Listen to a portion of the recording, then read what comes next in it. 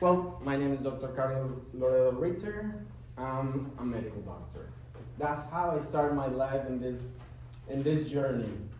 And I'm gonna try to tell stories about how I got to here, because I think that that's more impactful than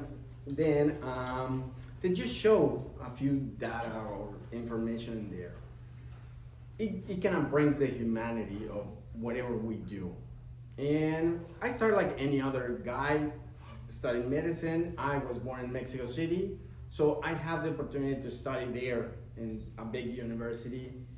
I was accepted to study in one of the biggest hospitals in there, the National Institute of Pediatrics.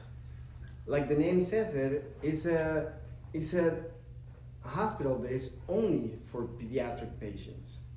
Not just pediatric patients, but we see the the most difficult cases in all diverse specialties of pediatrics.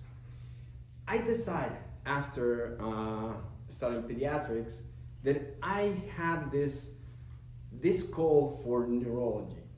The brain is one of the most fascinating organs that we have, systems that we have. And whoever suffers injuries or lesions in the brain, it has an outcome that it could be devastating, not just for that patient, but for the family. And I had a heart to go there. That's when my life changed completely, because when I was just a pediatrician, I thought, oh my goodness, I'm a pediatrician, I know everything, and I'm above so many people. When I got the chance to study pediatric neurology, I realized how little I knew about the human body, how little I know about so many things that happen in this world that injures the human body, and how big is the need to keep studying. I had the opportunity to practice now in a private sector with patients, which is a little bit different than here in Mexico, because in there, I'm your neurologist. You pay me a lot of money, but I'm there whenever you need me. If you need me at 3 in the morning, you have my cell phone or my pager, and that it was like that. You have access to me, which makes a little bit different the practice. You have to be there for your patients. You already know your patients, and you have to be there for every single bad situation that can happen. Epilepsy and autism, it was the main things that I started treating when I was just a young pediatric neurologist. And I had the opportunity to do electroencephalograms. That was one of the tools that in my hospital, and after a while I started just traveling around the world, and I learned different countries learning things on the electric system of the human brain. And that's how I got into this area, the electric system of the human brain. I remember one patient in particular that the mom told me, the mom knows everything. If you as a pediatrician know how to ask questions to the mom will give you the diagnosis, because she knows absolutely everything about that kid. So that's how my practice started. And the mom told me, my kid gets worse, more epileptic seizures whenever plays Wii, the new wireless console that we start having an access into the kids. This is a long time ago, so right now everybody has wireless devices everywhere in the house, but at that time we didn't have that many. Therefore, I started listening to these stories, and patient after patient after patient, they have that thing in common. My kid gets worse when plays Wii, epileptic seizures, and behavioral problems. And the other one is they don't sleep. like the way that they used to sleep. So those two things got together and kind of caught my attention. Not that I'm that smart, but when you hear the same thing 200 times, you actually pay attention to that. I have the opportunity to actually do an electroencephalogram over so many hours of this patient. And whatever I discover, I don't know if you know what is an electroencephalogram, is to study the electric activity, kind of like electrocardiogram, when you see the electric activity of the heart, but this one is in the brain. And whatever I see is that every time before that he had an epileptic burst, there was some marker in there. Now I can tell you that marker, it didn't belong to the brain of that patient. It came from somewhere else. At that time I didn't know this, but it was so obvious that I had to research. When I said I have a big team, neurophysiologist is one of the doctors that has the specialty of how to read electric activity on the electroencephalograms. So we came together to the conclusion that it wasn't electric activity that belonged to the brain. If it doesn't belong to the brain, then what? I mean, we really didn't have any answers. Long story short, several years passed. I kept digging in the medical publications and the medical world, and I couldn't find absolutely anything. Whatever I found is in the biophysics area. And it turns out that the biophysics, which is the combination of physics and biology, they describe perfectly well whatever I was seeing in the patient. Which it was astonishing for me. How come somebody in the world already know these things? They haven't put two and two together and teach to the medical doctors, to the ones that supposedly are the main guys on the brain. There's nobody above a neurologist if you're studying the brain. So how come it's possible that nobody teaches those things? Again, long story short, I had to study another specialty, sleep medicine. Because sleeping, right now I can tell you that is the superpower that we have as humans to restore. Restore means to heal, to overcome adverse toxins that we absorb, no matter what type of toxins are. But sleeping is the area where we can just replace broken pieces inside of the body. I had to study that because every single one now of my patients in the field of electrical systems, cardiology, the heart works pumping blood because of a pacemaker that is electrical in nature. The brain, neurons communicate through electric impulses. In the immune system, this is very important that we understand that one, because the immune system gets triggered with electrical impulses. Therefore, whatever we start seeing in those electrical systems is that they have something in common. They don't sleep. I studied sleep medicine from the point of view of biochemistry. Which ones are the biochemical pathways that gets activated differently when we're awake, but now when we're asleep?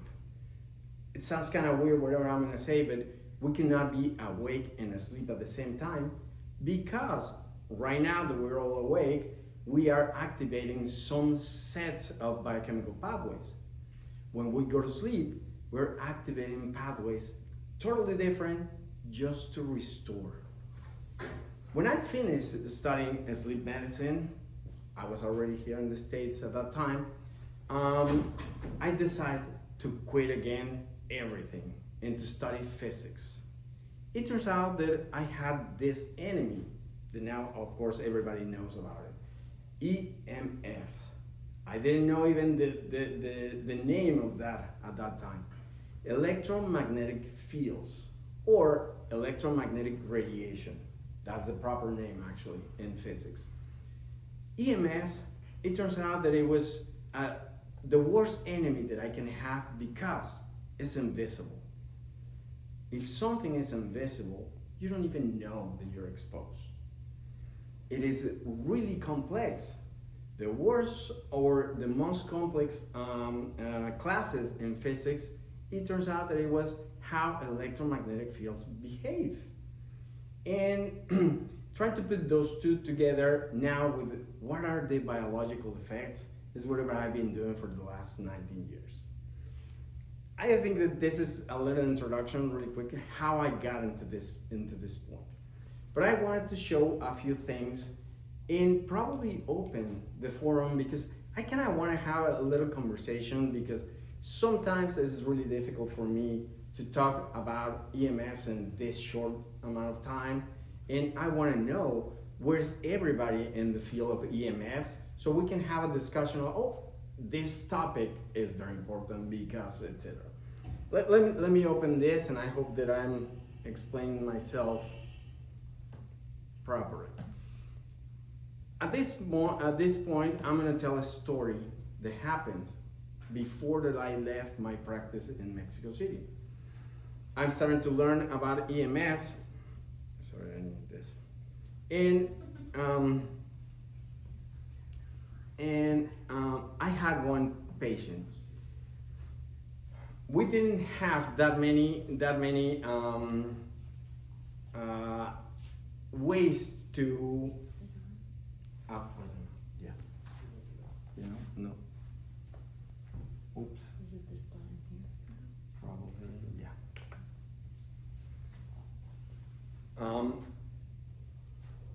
I have this we have very, at the beginnings of how to protect ourselves against these EMFs. It turns out that the room where we sleep it should be the sanctuary where we go after being exposed during the whole entire day and just have like a cocoon, like a sanctuary area where no EMFs are blasting the body. And I went to this pediatric hospital. It's a different one. It was just for psychiatry patients, pediatric and psychiatry, which they had so many patients with now the spectrum autism.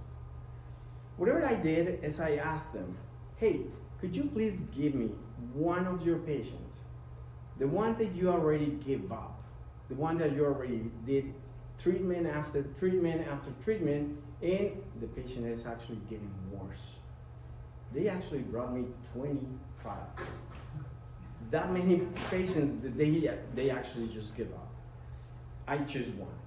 It's a male, 8 years old, and it's a kid that doesn't speak, and it's a kid that hit himself all day long. He screams like if he's in pain. He doesn't sleep. The mom cannot even work because the house is chaotic. Whatever I did with this kid is I shield his room. I talked to the mom and I told her to remove absolutely everything that it could be possible EMF source. And I left. I allowed 3 months to pass and do an evaluation after that. And what happened is that the kid stopped the aggressivity. He didn't hit himself anymore. He didn't bite himself. Of course, the lesion on the brain is still in there, but at least the behavior changed. And that is whatever I want to show right now. And sometimes when somebody asks me, hey, what are the biological effects of EMFs? Oh my goodness, it's so vast because EMFs hit you in so many different ways, in so many different organs, that it's gonna be different for each one of the patients or humans that get exposed because we have totally different backgrounds of our exposure. and I want to give an example of backgrounds of exposure, is I'm 53 years old right now, but imagine that I was exposed to so many EMFs at the very beginning of my life. That background stays with me. Even if right now I share the same space with my kids or somebody, my background is my background. Their background is totally different than mine. So I'm gonna show some symptoms totally different than the symptoms that they will. And that is very important to understand why some people actually are more sensitive than others, or in time, more sensitive. Let me show you this. This is a person in Austin. I live in Austin, Texas. And I want to show you this so we can have an idea. Oops.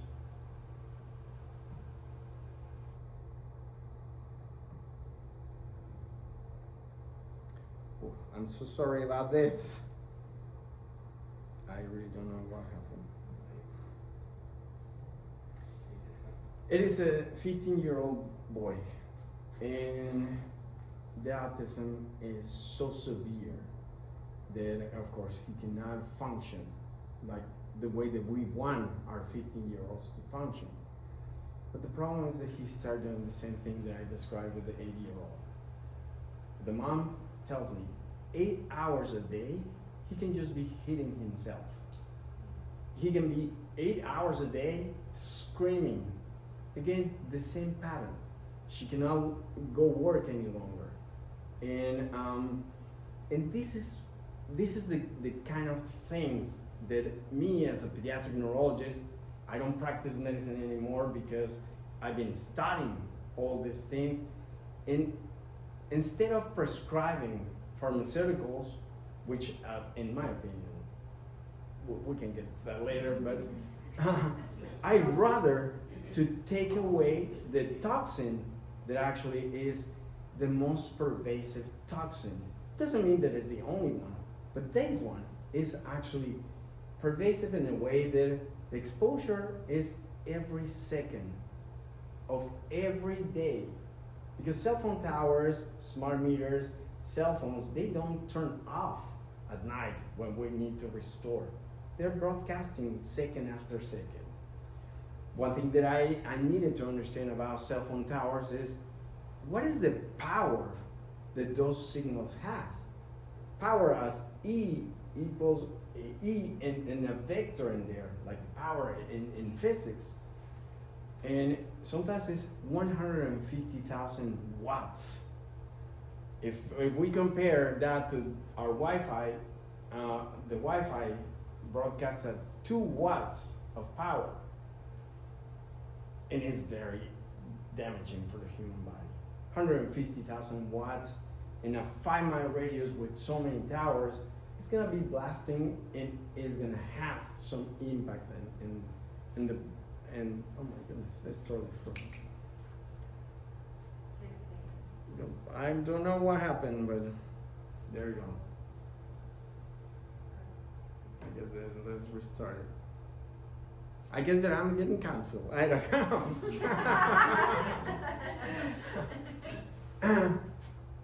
I had a graphic in there of how the physics. Okay. Now, so sad that I already.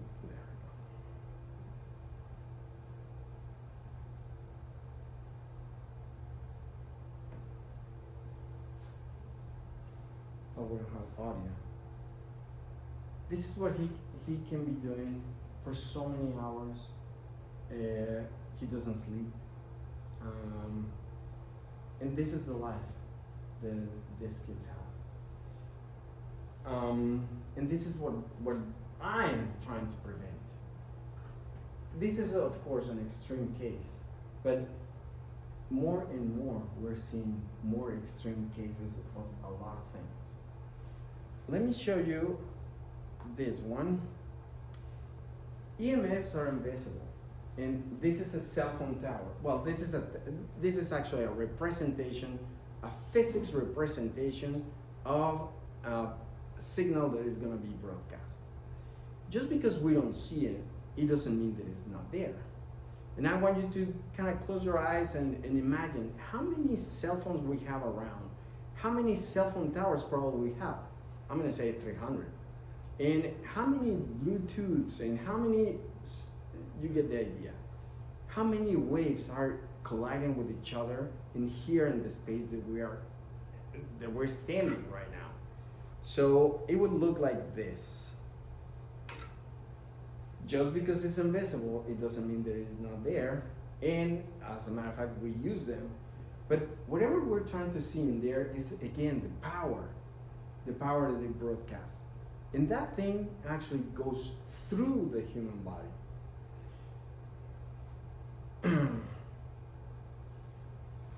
Whenever I see patients like that, or whenever I see radiation like that, whatever I have to think of is something that not everybody sees in the everyday life. This is a neuron. This is actually 2 neurons.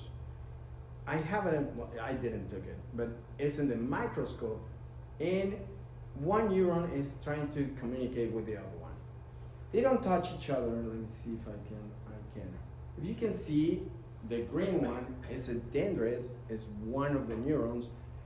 We have a space, the black, and then we have the other one that is pink.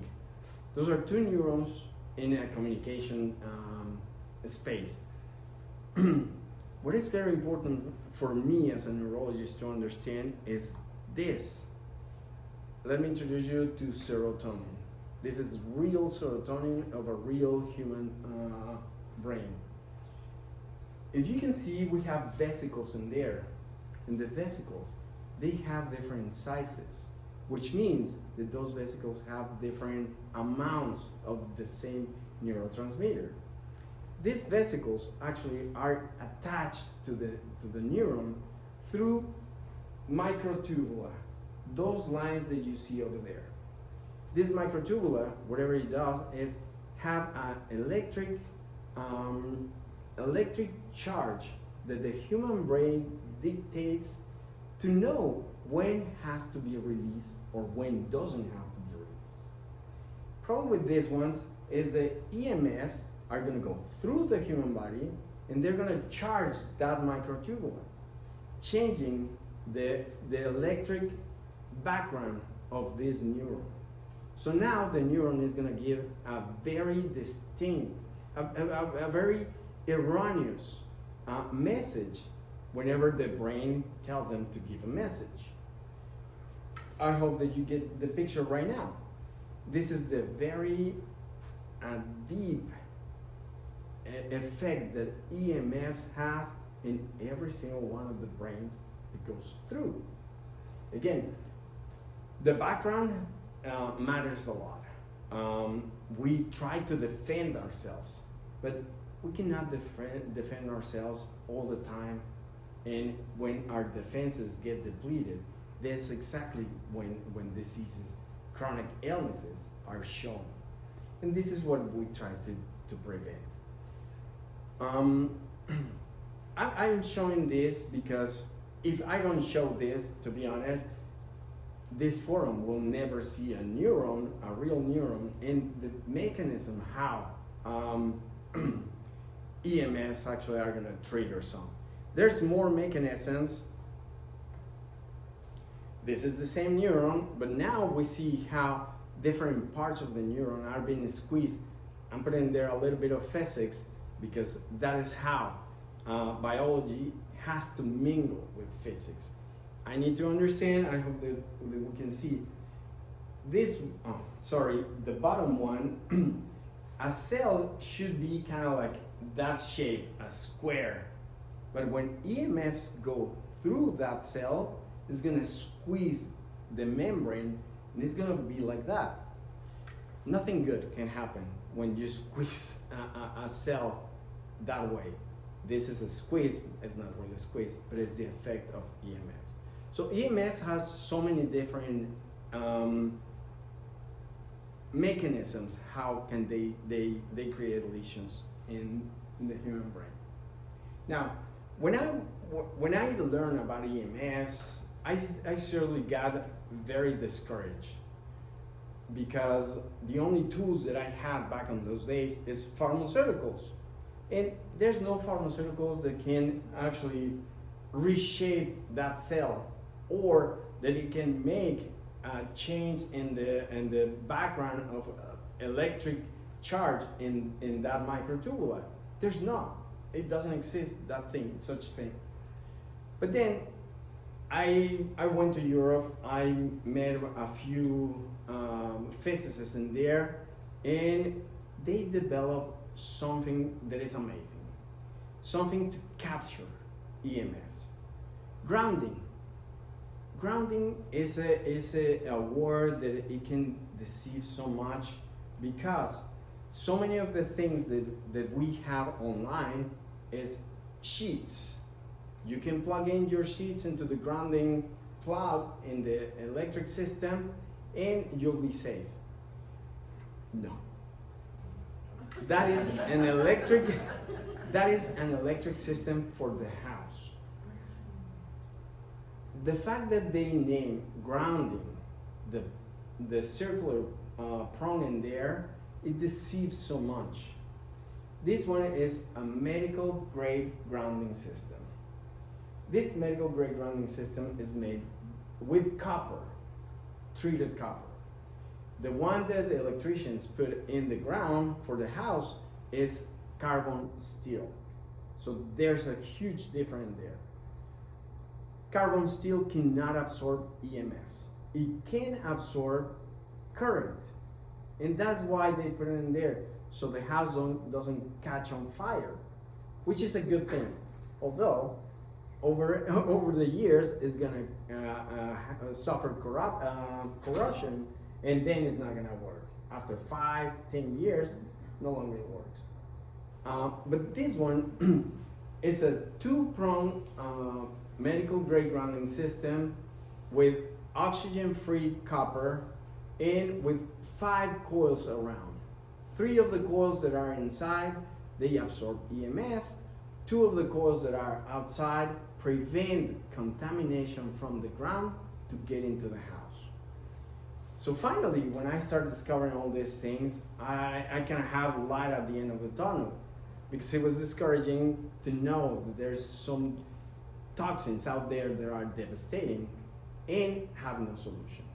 So basically, one of the solutions is this: put these medical grade grounding systems in the ground so it can just drain whatever now we're gonna capture. This is the way that it does. We do it. We have to make dig a hole, and we have to drill and put the grounding in there, and then we can just connect it and put them inside of the house. But we have to capture EMFs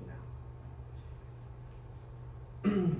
This is a house that is being built right now. Well, it's already finished.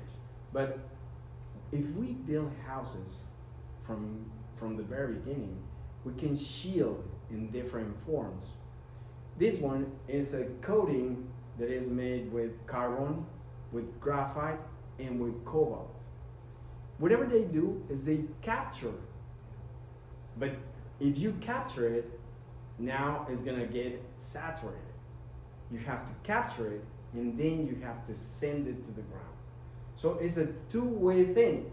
Capturing it here, and if you see, we try to do a Faraday cage. We shield the ceiling, we shield all the walls, we try to shield the windows. Eventually we'll talk about that. And attach it now to that medical grade grounding system. Therefore, no radiation can be trapped inside. Going to whatever you were saying at the beginning, yeah, it's kind of scary to try to shield the house and then find out that I'm just trapping radiation in there. Well, the solution is really easy. We have to use the drainage and the capturing system. Let me show you how our house would look like if we capture it, and I really I don't know if somebody knows how to put the audio. It would be amazing if we can have audio. But I'm gonna measure right now with this meter a wall that is not shielded. Probably the wall of anybody of our houses. Well, not mine, because mine is shielded, but you can see the number, it was high. But now we're gonna get into a room that is already shielded. We don't see the shielding because it was black at the beginning and then they paint over it. Right, I'm touching the wall and now the walls are absorbing 100% and sending it to the ground. If this kid sleeps over the years now in this space, he's gonna be free, at least at night, of exposure to EMFs, which is gonna be the very first solution that I want. Oh, thank you so much. Let's see. Thank you. Let me put it again. Thank you. So you can see, this is a wall that is not shielded, and when we touch it, it's The number is astronomical. so now, let's go to a wall that is shielded. And close the door. I'm gonna use the same meter, and I'm gonna touch the wall.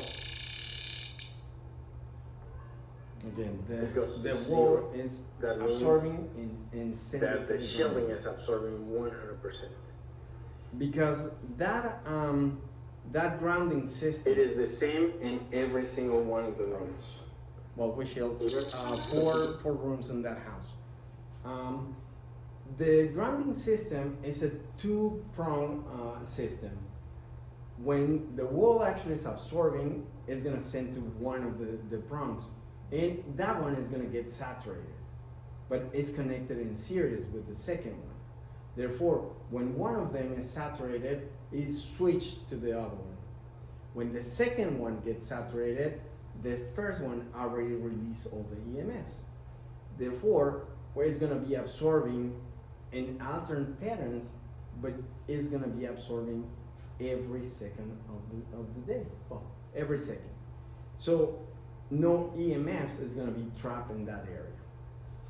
Following this set of information that we need to have now in our minds, how do I get protected? Because there's so many things online. Oh yeah, let's wear this hat or let's wear underwear. We need to understand that everything that is metal or has metals in there is gonna act like an antenna. And it's gonna get saturated in some point because EMFs are blasting over and over and over. If it doesn't get released, that EMF is just gonna act like an antenna. So if I have a shirt or a hat that is supposedly protecting me from EMFs, first off, if I'm gonna protect my body from EMFs, it has to follow the law of everything or nothing. Everything means that I really have to encapsulate my whole entire body, because if some EMFs get in there, they're gonna be ricocheting inside. So I'm gonna get blasted by EMFs even more than whatever I was before. Or nothing. It's better not to put anything, but it's better to make that room absorbent to EMFs and send it to the ground.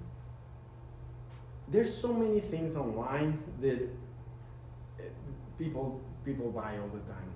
I was saying sheets, and when I don't have any videos of that right now, but imagine that you plug in a wire into the outlet that has electricity.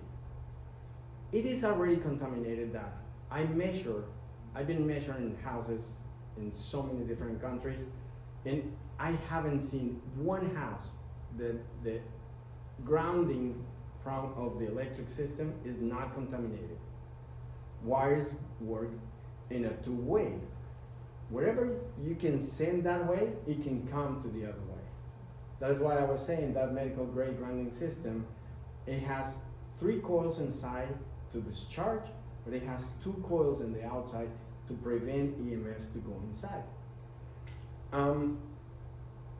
Whatever I was saying is that if we kind of understand that I have to capture it and send it to the ground, then we're gonna be deceived a little bit less with all the things that we can be blasted online. Hey, buy this and protect yourself from EMFs. I actually recently did a podcast that it was, the title of the podcast, it was The False Sense of Security. If I put a stamp in my phone and without putting too much effort in how the physics of that would work, I can fall in that trap really easy. The false sense of security. I already have the stamp in here, so I'm protected from my phone. Therefore, I'm gonna use it indiscriminately or etc. That is the thing that I'm trying to convey today, that we need to understand more the concepts of EMFs. And I hope that I make sense so far. I actually would love if we can actually kind of have like interactions, because now I know that all of you have experience of EMFs and we can just enrich the whole form. Yes. I have that sheet, Okay. the sheet that I plugged in the outlet. So are you saying that because there was a time that I feel that I slept better, Okay. other times not so much. I'm gonna say it like this, and Yeah. I hope that I don't sound terrible. Let's unplug it, because you're bringing EMF, not just one type of EMF. EMF is the generic term for 5 types of radiation. Low frequencies, which is what comes from the wires that we have that carry electricity, and transient responses to the low, or people know this as dirty electricity. So 2 types of EMFs are the ones that those wires can will have. It's gonna work kind of like low pressure, high pressure. It's not necessarily like that, but if EMFs from the wires inside the wall are higher to the EMFs that I have, then it's gonna come this way. If it would be the opposite, but it's not. Always the human body is gonna lose in that. Now, if you, instead of plugging in that thing in that outlet, you plug it in into this actually is gonna discharge EMFs from that blanket whenever you're sleeping. I hope that I explained myself. Where do you plug in the things, it does matter. So So, if I have a big wire and I open the window and I okay. plug that in the ground. That is an amazing question. Hopefully we can be in touch from now on. I did a study because my job is to research with this grounding system. Whatever I did is I measure everything that is being marketed as grounding systems. Every kind of pole that you can buy in the market, everywhere in the world, I had to measure it. Whatever I did is I try to measure how much EMFs they absorb and how much EMFs they ground. The reason why I'm saying that I would love for us to be in touch is because I published that. Now I want to send it to you. It's a research that has a lot of numbers in there, but I think that it's very easy to understand. So let's say that one, the carbon steel 8 feet long grounding system absorbs 10% of EMFs. If absorbs 10%, that means that it's not good for EMFs, because the ratio of induction, whatever is going to capture, is going to overcome the ratio of discharging. Therefore, we shouldn't use that. Those sheets sometimes come with a little piece of metal, and you can do that. Again, we measure all those things, and it shows. At the end of the day, I mean, this was designed for EMFs. That's what the physicists that made this thing had in mind whenever they designed it. And this is the only one that actually does EMF releasing. And the reason is because the materials that it has and all the coils that they put in there. So I hope that I answered the question. Additionally, Carlos has educated me that different soil Yeah.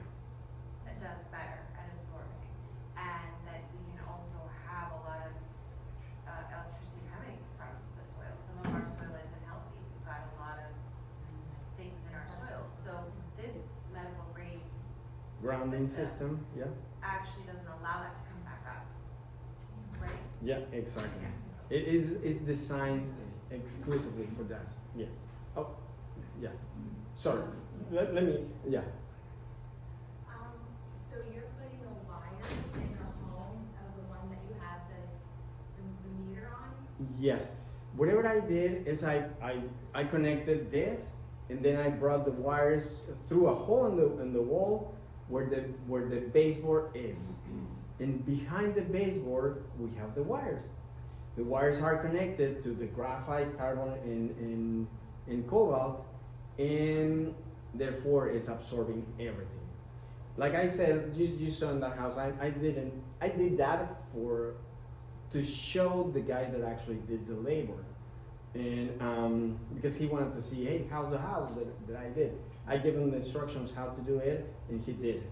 So I was showing him. You don't see absolutely anything. If you go to the backyard, you don't see anything because it's 1.5 feet under. So now there's grass in there. If you go inside the wall and in the house, the baseboard is already and the walls are painted. So if you get into that room, you don't see, the shielding is awful or ugly. You don't see it. But when we measure it, we can prove that it's shielded. Yes. Where do you get this paint that you paint under? Yeah. You know, you paint it on the drywall and then you paint normal paint. Where do you get it? The black one. You're saying the one that has graphite, carbon, and cobalt? It comes from Europe. There's eight different factories in Europe. Not every factory. I went to every single one of these factories. I asked them because, of course, I'm the guy that needs to know of EMFs in a very specific details. I asked them to allow me to go see the factories, to see all the specs and there. So it's from Austria. I can send information later on, but the one that I use is one. Like I said, there's different brands. There's one that is called T99. It's amazing. It's amazing. It's from Austria as well. It's extremely expensive, in my opinion. They lost the patent already. Therefore, there's another T99 that is generic. So I talked to those guys and I asked them, hey, could you actually make a mix of mixer in there? I need some bins, some buckets to have more graphite. And other ones, they have more carbon. Why is that? Because carbon absorbs more. So now I can play inside the house. I need that wall to be more absorbent, or I need this one to be more reflective. So now I have diversity on what I can do. Because unfortunately, it's not one solution fits everything. Every house is gonna be totally different. It's kind of like, now the house is my patient. No patient is exactly the same. So I need to understand what is the characteristics of that area, so I can just play with now that. Yes. Can you explain why, I don't understand why a house can have to be still all the same everywhere, no? What The was- maximum everywhere, so why do you have to have? Wait, could you repeat? I didn't I get it. said the protection, why the protection inside the house Yeah. has to be different to, in a room, Okay. in another room, because Yeah. why not So maximum everywhere? we have cell phone towers in the diverse locations. Smart meters. Imagine that we have one wall with a bank of smart meters. I don't know if you've seen apartment buildings. Buildings can have 20 smart meters in one wall. Therefore, everything is going to be a little bit different. Now, one thing that I try to do is I try to protect the sleeping location. I don't recommend that much to shield the whole entire house because it can get a little bit expensive. Unless that we do it from the very beginning. If we do it from scratch on there, it's easier. If we don't, I need the sleeping locations. I have 3 kids, and each one of them has their own room. Well, I need to protect myself, because I'm the one that takes care of them, and I need to protect each one of my kids. So whatever I did is I shield those rooms. Now, here's the good thing about that. The house, whenever you build Faraday cages, which is whatever I'm doing with this shielding, modified Faraday cages because they have the grounding in there, the house is gonna react differently to, in the rest of the house, to EMFs. One of the laws of physics that we're using in our favor is that if you have a Faraday cage, and I hope that everybody knows exactly what I'm trying to say, if not, we can just talk about that. Radiation tries to go around it. So imagine that you have one room in here and another room in here, so it's gonna be like 2 Faraday cages. Therefore, there's gonna be space in here that is not shielded, that it probably feel the good effects of the shielding in other rooms. I hope that I explained. But if I only have, imagine, let's do the opposite. Whenever I was a medical doctor prescribing medications, if every neurological problem that I had, it had the exact same solution, the same exact pill, then there's no difference if I have one diagnosis or another one, because at the end of the day, I only have one solution. So this is what I did with this people. The factory is in Austria, but the ones that distribute that, they're in Spain. And I talked to the Spaniards, and because the Spaniards are the ones that know, they own that, so they said, okay, if you need some, I hate calling paint, because those are electrical particles, whatever we put in the wall. If you need some with more carbon, I'll give you the ones with more carbon. If you need ones with cobalt, I'll give you that one, etc. I kind of asked for that. I think that I'm the only one that is doing it, but at the end of the day, I have really good success, because now I can have a little bit more of challenge on what to do in each one of the houses. I hope that I explained it. Yes. When you say expensive, means different It's people that different. So, one of these medical grade grounding systems costs $1,676. That's for your health. Exactly. It will last forever. You can take it to the other house. If you move out of there, that's yours forever. It will work for 2 rooms. No more than 2 rooms, because then it gets saturated. But yeah, you're right. I have 3 medical grade grounding systems in my house because I do care about the EMFs. Each liter, it has to be in liters because it's, everything in physics is going to be in the metric system. Every liter of the formulation is going to be $83. And Every gallon is sure $1 million under. Exactly. So, at the end of the day, for somebody like me, I'd rather not to battle cancer or MS or pain in my joints or etc. or insomnia and just spend a few. The expense is going to be only one time in the lifetime. Yes. Yeah. In my opinion, By yes. Naples standards, Yeah. So, Oh, sorry. So do you need a grounding for each room? Or Two rooms can share one grounding as long as they are not so far apart from each other, and they have the standard EMF exposure. We have two questions in here, so okay, you Quick question, say you bring your cell phone in there or Okay. computer, what happens to that room? perfect. That's an amazing question. The room, whatever it's gonna do is gonna absorb EMFs. So now, I'm gonna give another concept. Imagine that we have so many cell phone towers around, and each one of them is trying to compete with the other one. So we really have a chaos of waves wherever we live, wherever we sleep. A cell phone is gonna try to reach the antenna through all this chaos. So sometimes we don't have signal or we don't have really good signal, not because we don't have connectivity in there. It's because the signal is going through so many EMFs and it gets knocked down. Whatever happens whenever we shield in there is that we disrupt that chaos. It doesn't mean that we're shielding in a way that no EMFs are gonna get there. No.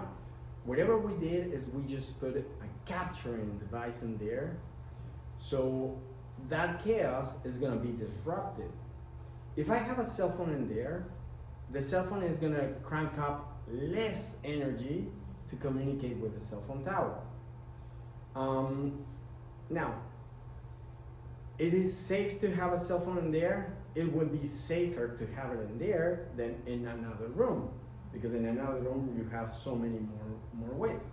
But I don't allow my kids, it's not that I don't allow, I try to talk to people in this way. If we just clean the room, let's not make it dirty again, because it goes against us.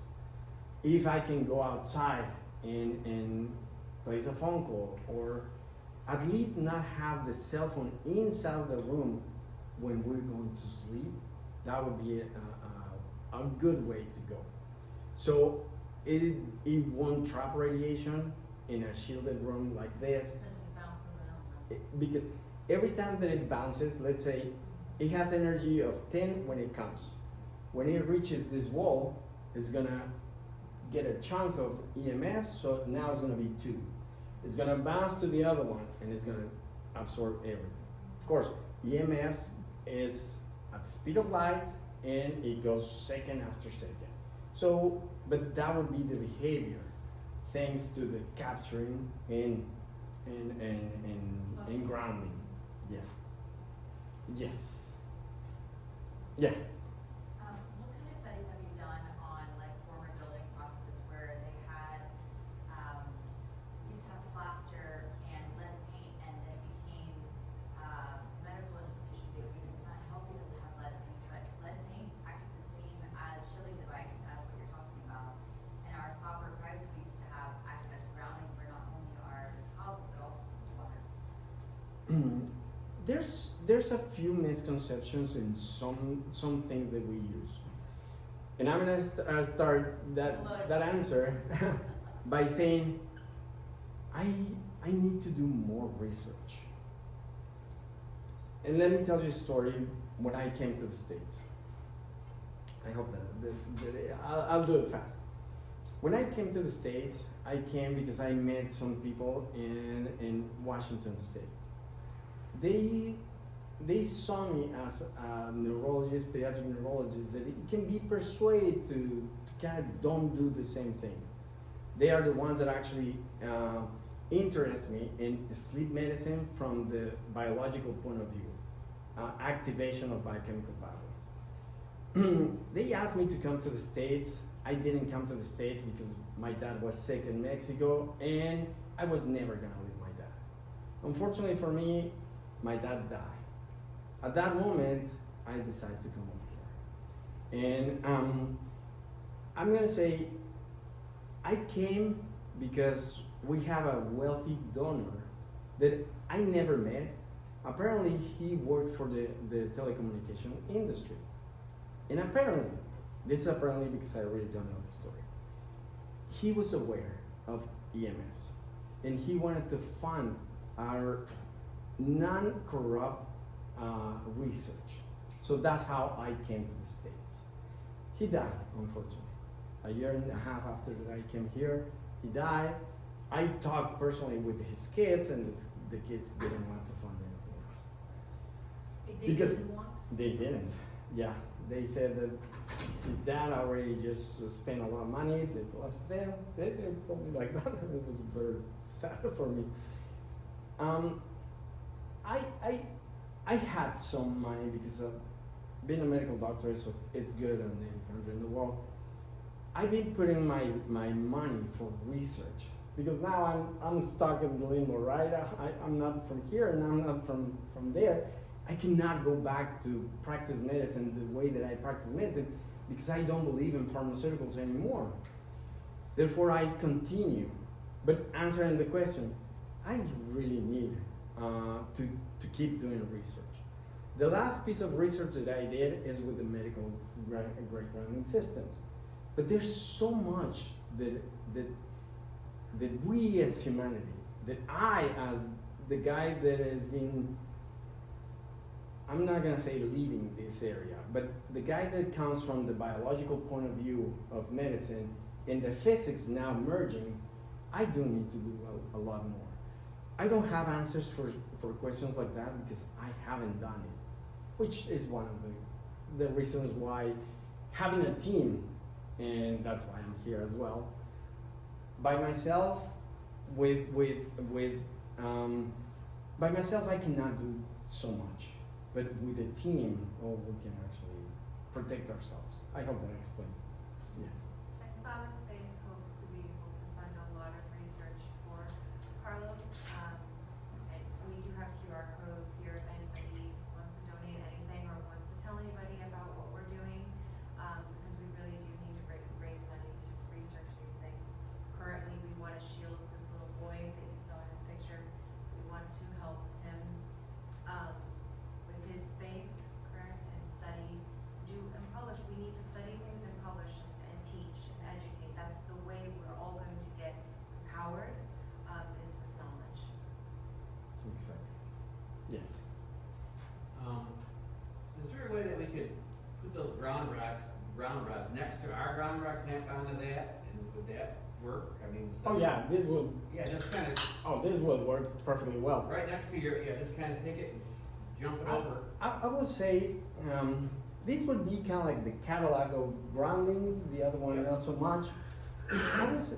I try not to put this close to any source of electricity because this will pick that electricity, and whatever I want is to get EMFs from a room.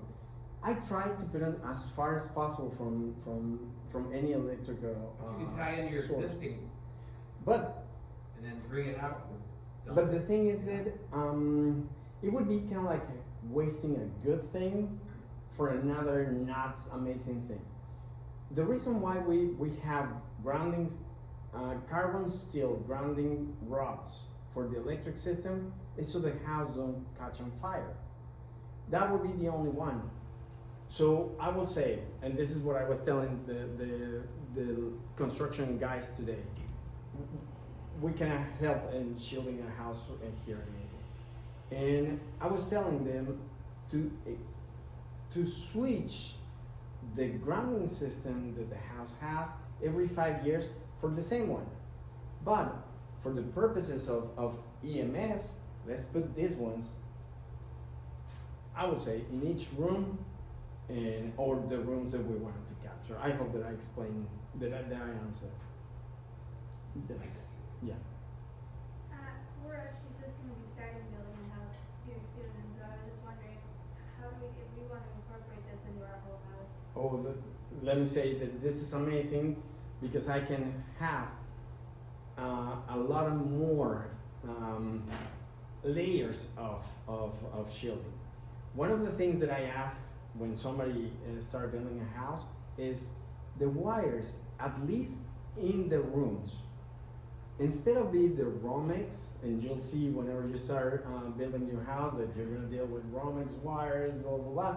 Instead of that, I ask, can we put MC wires? MC wires is the same wire, but it's inside of a sleeve. This sleeve is aluminum.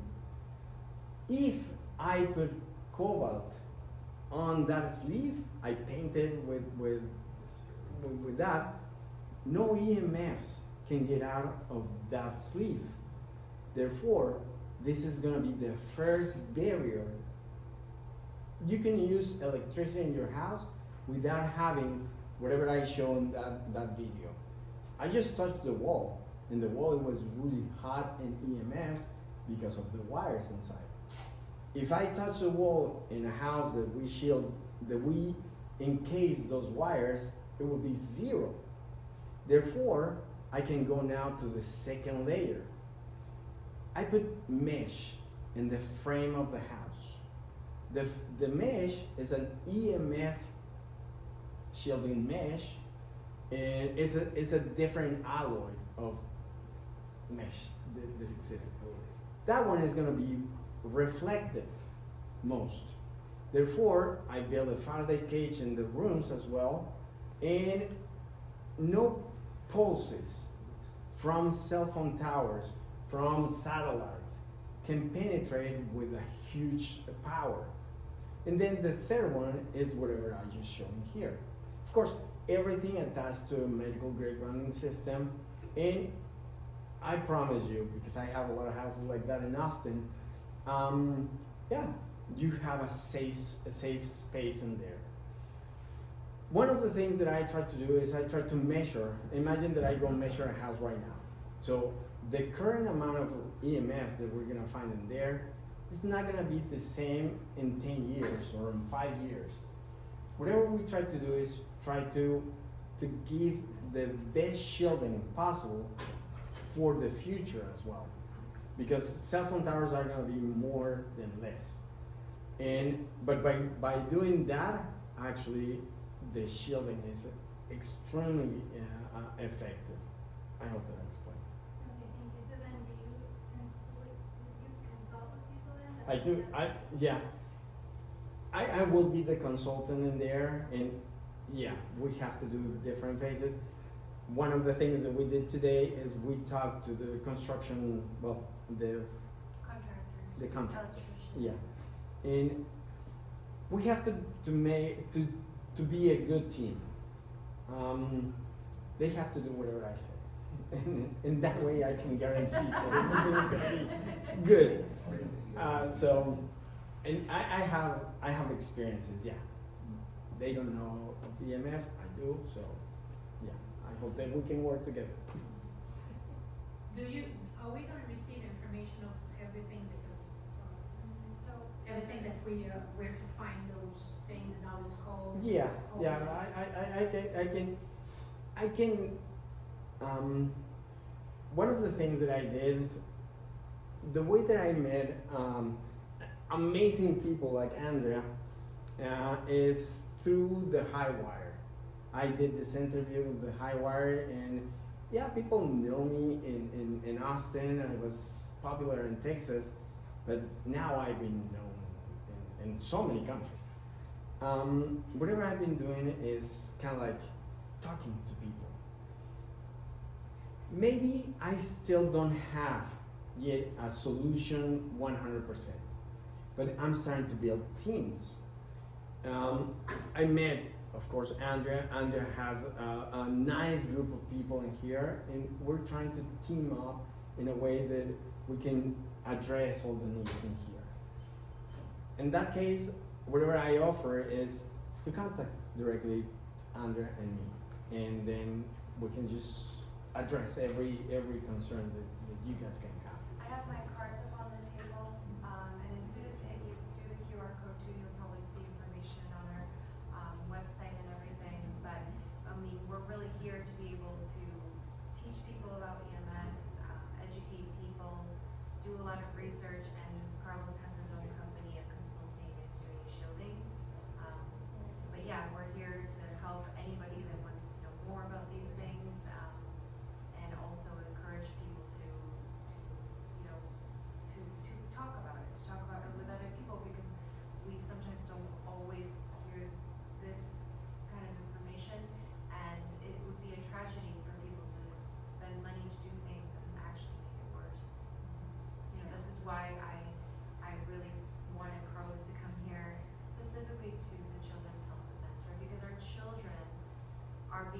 exposed so much more than we were.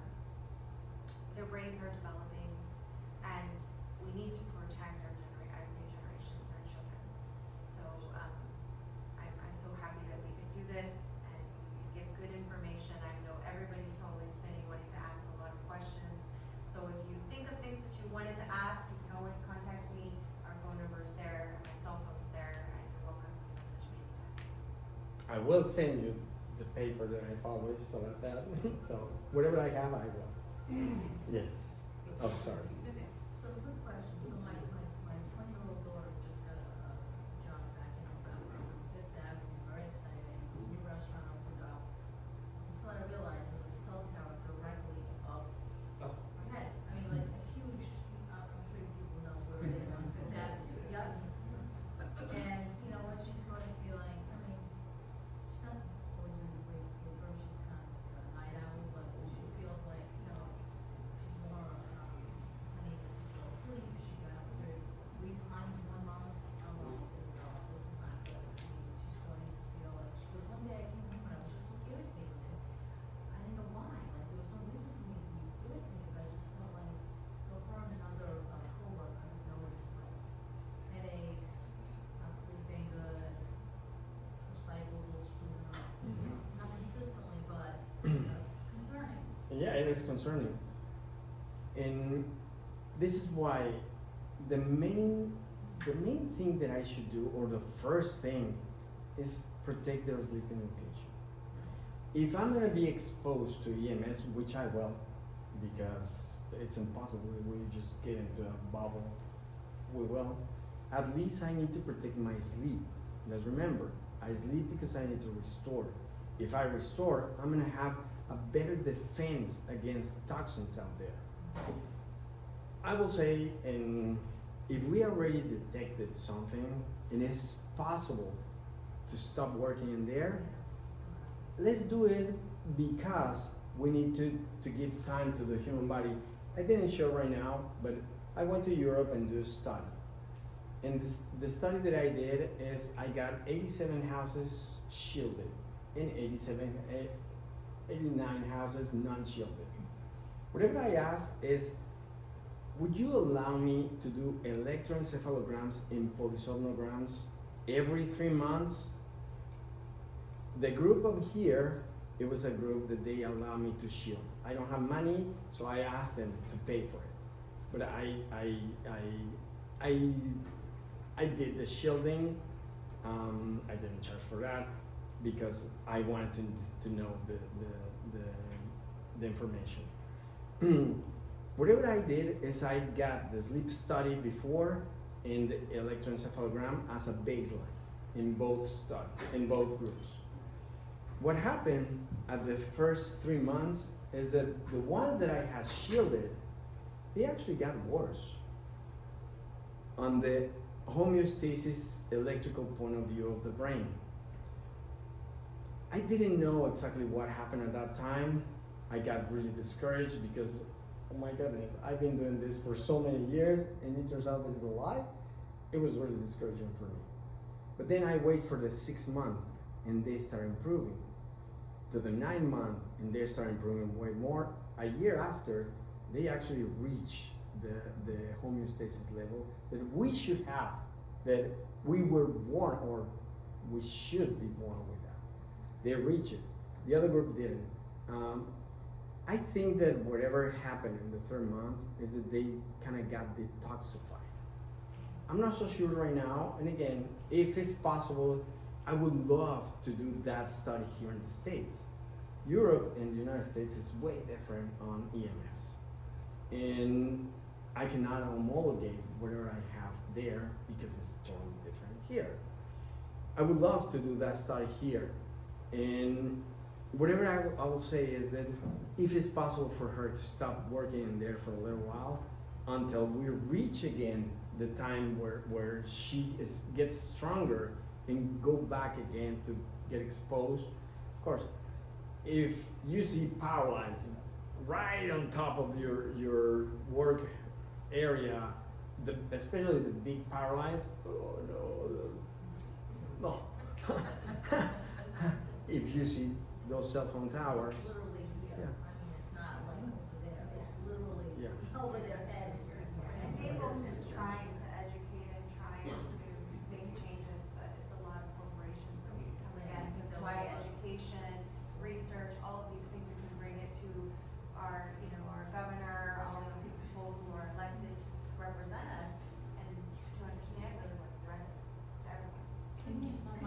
We have time for, we'll have time for one more. Okay. Yeah. You have a question? Yeah, it's okay, somebody else. Yeah. Okay. And How do then, you feel about induction stoves? say it again. How do you feel about induction stoves? Induction stones. Stoves. You know what? I'm not familiarized with that. Cooking It's the stove. cooking stoves. that Oh, are, okay. induction. Sorry. Okay, let me say it like this. I hope that I answer the question a little bit better. We use microwave ovens to heat up stuff. The way that a microwave oven works is not with combustion. Whatever they do is they shoot EMFs. Inside of the nucleus of the atom, we have quarks. They have an electromagnetic field ring around. And whatever they do is they shake it. When they shake it, it produces heat, and that's how we eat. But by producing heat, whatever happens is that we cause neutrinos, and they're really bad for the food and for the human body.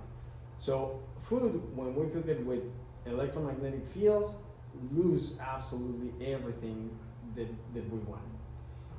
Something that is not that, it would be way better, because now combustion by induction is gonna heat the molecules.